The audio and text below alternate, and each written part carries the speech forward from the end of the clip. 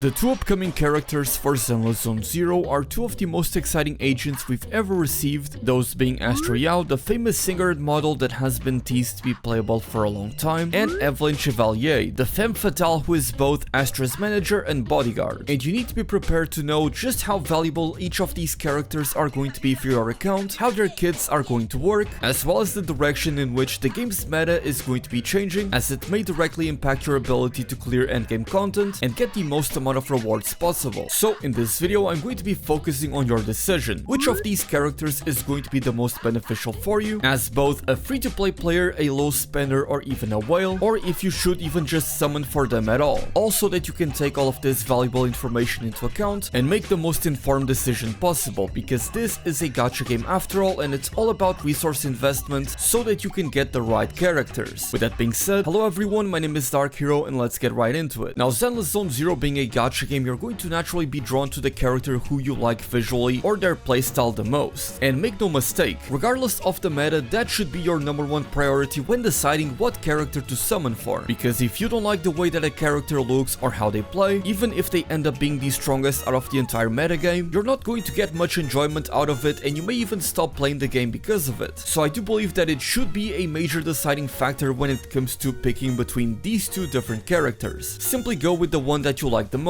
either in terms of aesthetic or in terms of gameplay, as it is going to give you the most enjoyment. Now, me personally, I am a huge fan of both of these characters, but I do have to say that I have some bias towards Evelyn. With the whole femme fatale look, she just looks phenomenal. But bias aside, let's talk about each of these characters' kit, how they're going to interact with the different characters that you might already have, the kind of teams that are likely going to work with these characters, and how much value Astra and Evelyn are going to bring to your account. So let's start with Astra Yao, the very first limited S-rank support agent in Zenless Zone Zero. Astra is an ether agent from the Stars of Lyra faction, the new faction that is being introduced with these two characters. As I briefly mentioned before, Astra has been teased for a very long time to be a playable character in Zenless Zone Zero, with us the players having plenty of hints throughout the game, as she was featured pretty much everywhere in New Eridu. And hey, she even has her own Twitter account, but that is not what you're here to listen to. Now, Astra Yao being the first limited support character in Zenless Zone Zero is a very big deal, as across all of Hoyoverse's games, the 5-star support characters tend to be the best characters for you to pull for, because they end up not only defining what a certain archetype for a team is going to be, but also end up pushing them towards the new ceiling, allowing their damage output to far exceed what would otherwise be possible. If you play Honkai Star Rail, think of Robin, Guanmei or Sunday, or if you play Genshin, think of Kazuha, Bennett, and many others. And when taking a look at the already existing roster of support characters in the game, we can have a very decent idea of what Astra Yao is going to provide to your team, as pretty much every support character in the game provides some sort of effectively a damage boost, either by increasing the attack of your teammates, increasing the damage percent that is dealt with your attacks, decreasing the enemy's defenses against a certain type,